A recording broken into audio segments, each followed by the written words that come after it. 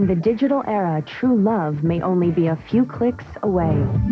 The internet will ultimately replace how people meet and find partners. That's why a quarter of American singles have tried dating websites. It's very efficient and quick, and if I don't like the person, boom, I move on to the next one. But can a computer really play Cupid? When you actually meet the person, they can be very different than what you imagine them to be. For some, though, finding the perfect mate isn't the goal. It's cybersex. I'll go into just any chat room and say, I'm really horny right now. Does anyone want to, chat with me? And for others, cybersex has become a compulsion. I was simply going online and mindlessly moving from one sexually based profile to another. While cheating is easier than ever.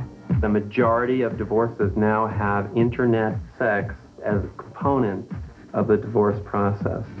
Internet dating and virtual mating, the power, the pleasure, and the danger of cybercruising, coming up on Wired for Sex.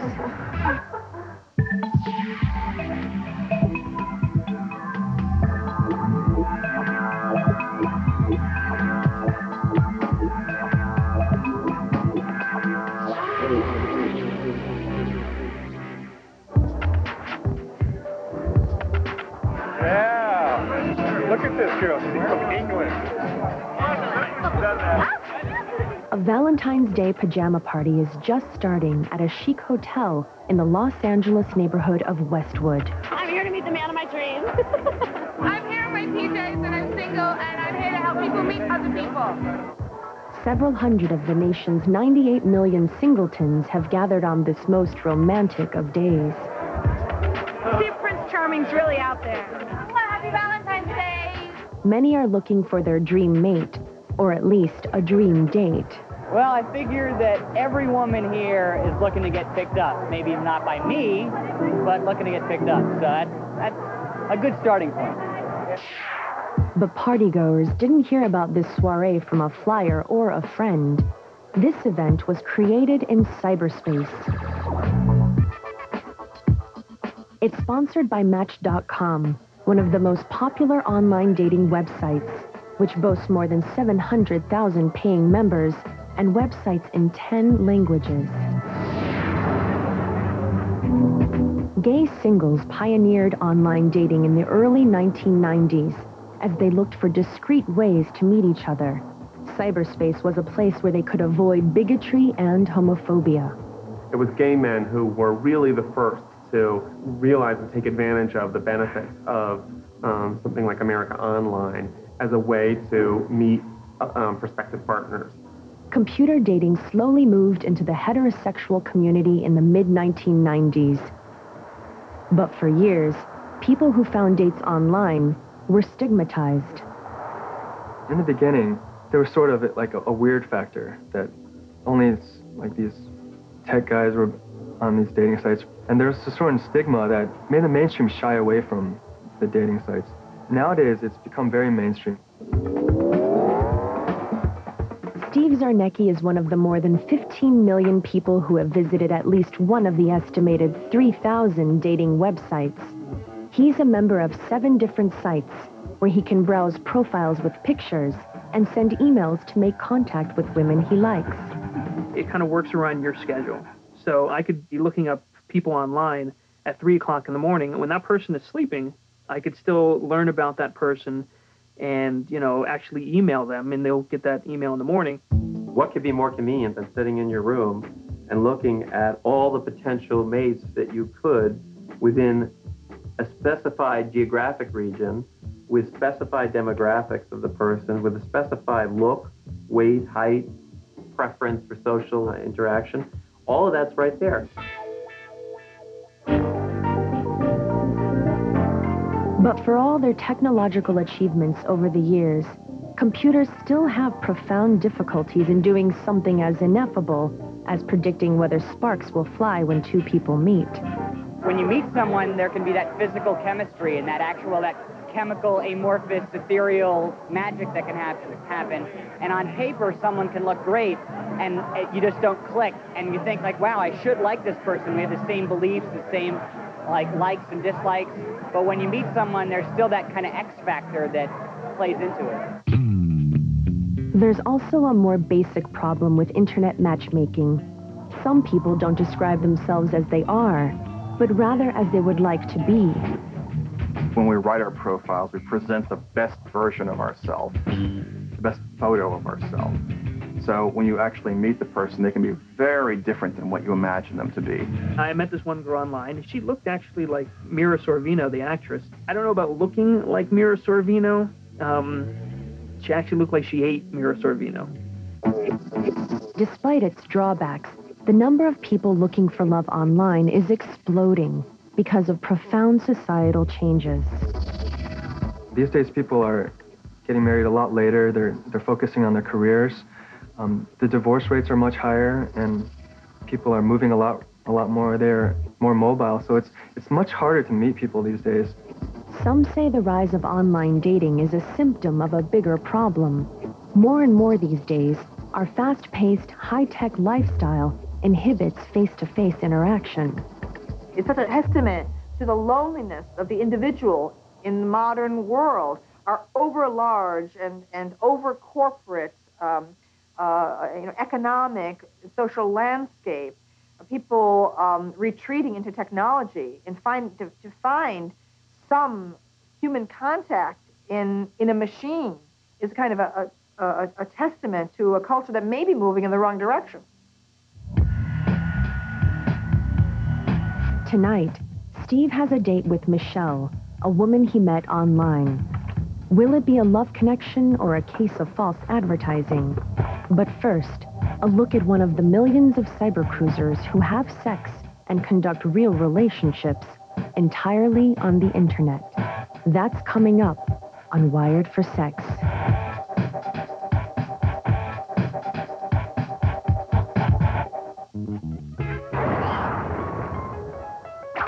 Midnight Spank.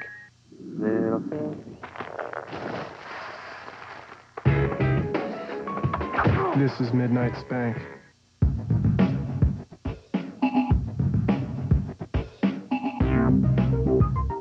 Online dating sites are a quick and convenient way to make dates in the real world.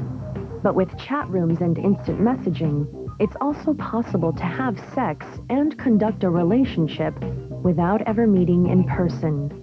Cyber sex is just a convenient, stress-free way of having sex and interacting sexually with somebody without having to deal with the hassle of actual physical sex.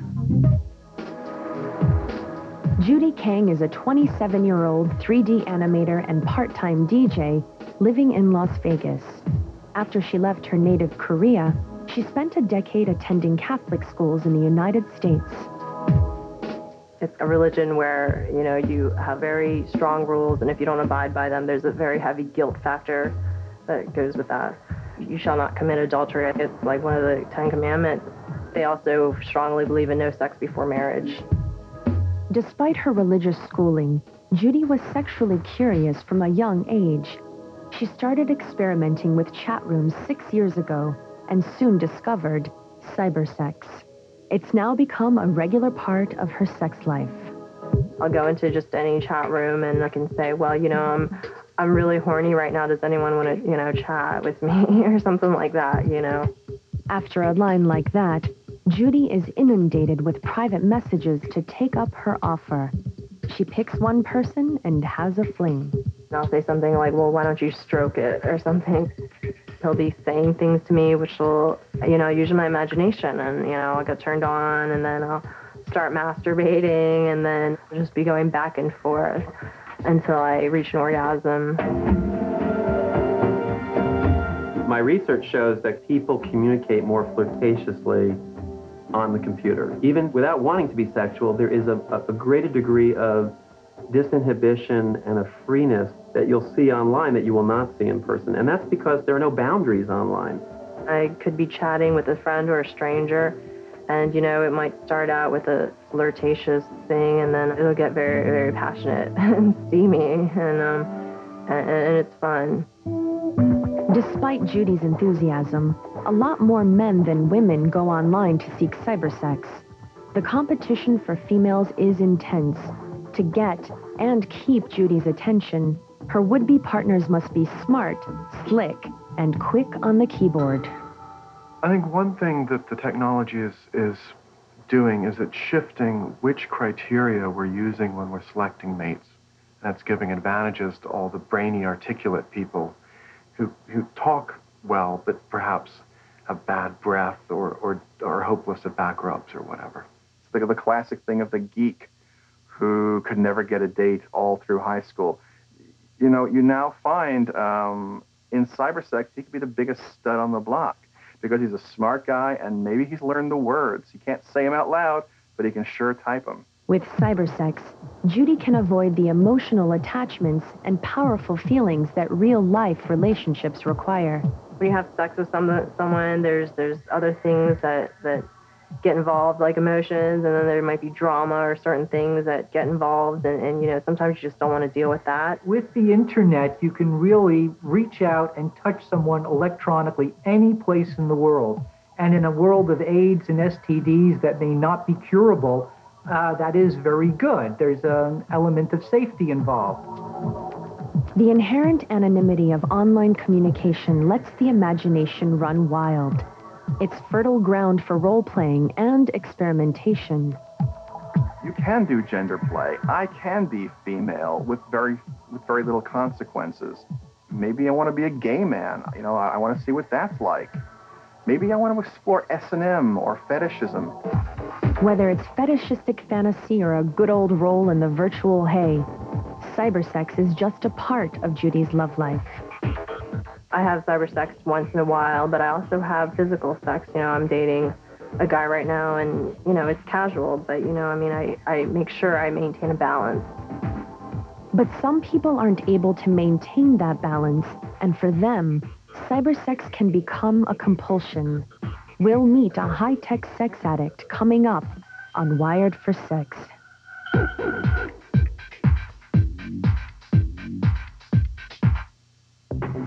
Do you have the code? Home and work, you can too. Call now. Midnight Spank.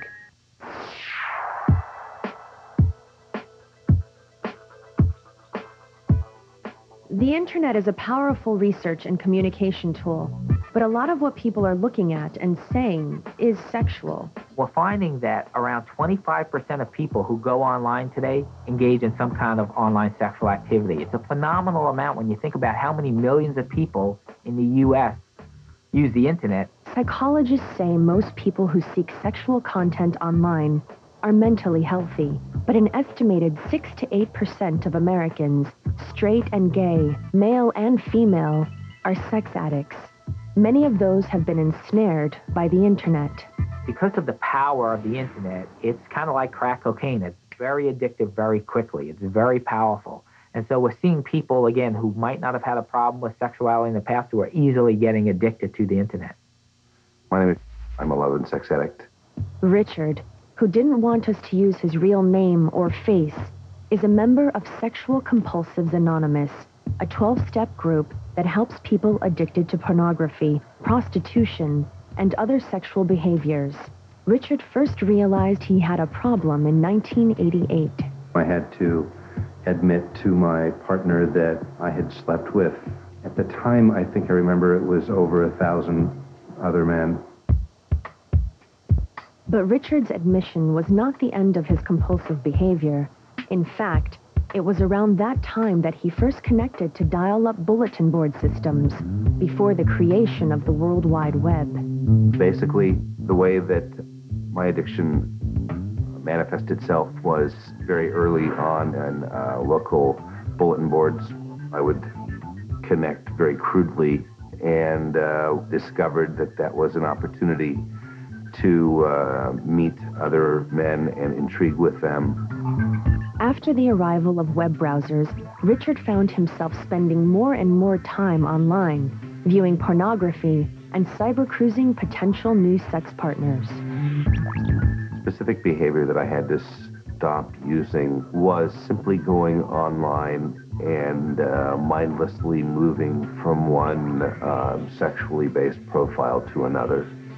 There was a lot of shame and a lot of time wasted around the compulsive act. It's not that internet use itself or sex on the internet is a problem. It's that when you do it too much, you're not doing other things. So my feeling is the problem comes from the fact that if you're spending 3 hours, 5 hours, 6 hours, 8 hours, 10 hours a day online, then you're not doing other things that add to the quality of our lives. Internet sex is now a $500 million a year business, with pornography sites charging up to $20 per month and XXX webcams charging up to $4 per minute. Internet sex addiction can be financially ruinous. I did a chart that charted out the money involved in my addiction, and it literally added up to the thousands. It was like $10,000 or $20,000 over the course of my lifetime. In October 1999, Richard entered a rehabilitation center for sexual addiction and joined Sexual Compulsives Anonymous. He had finally realized that for him, sex was a drug. People sort of lose themselves and they lose track of time and space. That just creates an incredibly powerful psychoactive experience. People are really in another place, and they're drugged, for lack of a better word, at the time. People who develop sexual problems with the internet can also find cyber solutions. 12-step groups like Sexual Compulsives Anonymous hold online meetings. Ironically, there are support groups online for people who get off online too much. Anytime you become addicted to something, it's difficult to break that cycle without some assistance. Finding a meeting online is an excellent way for me to reteach myself what the internet's potential can be on a healthy side.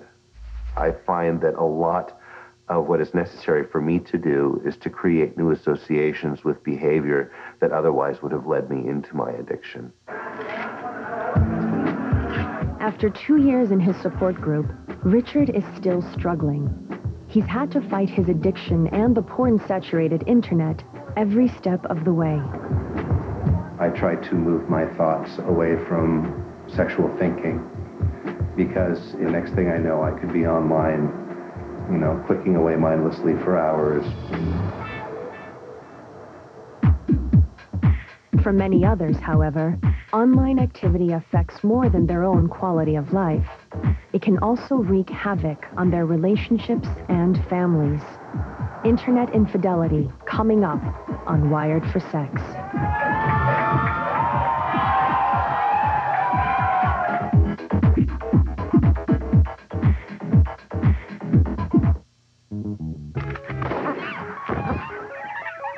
Midnight spank. Night spank. The internet is making real-world dating and virtual mating easier. But now that an unprecedented number of partners are available at the click of a mouse, human nature is leading people to become something else in record numbers: cyber cheaters. Nice to meet you. You look great. Thank you. Steve is on a date with Michelle, a woman he met on an internet dating site. They're beautiful, thanks. Beautiful flowers for a beautiful girl. Right now, she has his full attention. Cheesy but cute. Thank you. Easy is easy. But as soon as he's back online, she's got serious competition. Sometimes I've got, instant message windows going 3 or 4 at the same time, where I got a phone call and I got to, okay, hey, can I call you back in a half hour? And then boom, I'm calling that other girl. So it gets a little bit crazy. With an internet connection, finding love and sex can sometimes seem fast and easy. For those in a committed relationship, there's temptation at every click. The fact that there are more opportunities for people to be involved in a variety of sexual relationships and sexual patterns makes the temptation higher. And so we're finding that people are leaving relationships, are leaving marriages, are having affairs, are having online sexual interactions with other people just because it's easier. Steve Zarnecki, for example, once had a cyber relationship with one woman in Pennsylvania while living with another in Florida. The girl in Florida kind of came across some of these messages that I had saved, and kind of, confront me and say, hey, well, what's going on? What's up with this girl? And I was like, what? She's just fun. She lives in Pennsylvania. It's not a big deal. But it's, still, I guess, cheating. In a world of virtual flirting and cybersex, there's often no physical interaction. And that makes cyber cheating hard to define. Technology is starting to blur the line between a passive entertainment experience and active first-person in-the-flesh cheating in ways that we don't really have any social norms yet for how we should behave and what's cheating and what isn't. The bottom line is, would your spouse mind that you're doing this? The answer is often a resounding yes. Internet infidelity is now a frequent feature of divorce court proceedings. Sex online is contributing to the divorce rate. The majority of divorces now have cybersex or cyber porn or cyber affairs as a component of the divorce process. All right. I had a great time. Back in the concrete jungle, Steve and Michelle are wrapping up their date. Yeah. Have a good night. You too. And I'll talk to you later on. Good night. She was just fun and bubbly in the conversation. There was no awkward moments of silence. The conversation kept going, and we had a blast. And we'll definitely see each other again, I think. Michelle apparently disagreed. She and Steve never went out again. Though it may not always be apparent in bars, restaurants, and clubs that singles frequent, the internet has changed the way people find love, have sex, and cheat on each other. Cybercruising has created new opportunities, new pleasures, new dangers, and new dilemmas in a new world that's wired for sex.